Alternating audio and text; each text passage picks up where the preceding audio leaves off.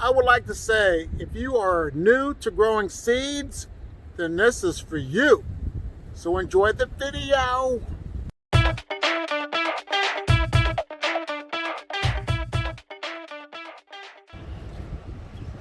I'm all about you saving your hard-earned money. So this is what I want you to do.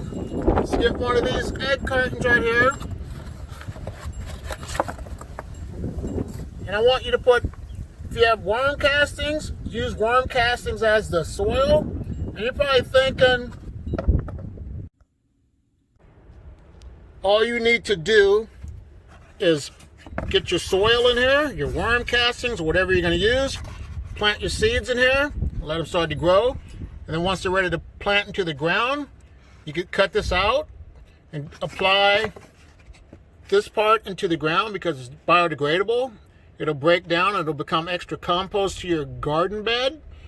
So it's just a queasy and easy way to apply your plants to get them started and extra fertilizer for your garden bed.